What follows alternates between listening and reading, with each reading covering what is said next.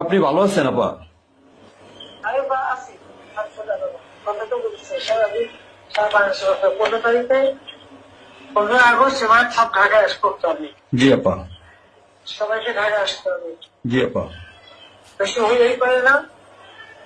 সোজা ঢাকায় এসে ঠিক আছে, জি আপা। জি জি আপা। সবাই ফুলের মালা দেবো আর তোমার ইয়ে করবা।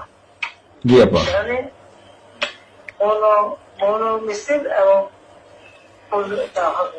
জি আপা। যেখান থেকে বড় সব যত লোক আসবে।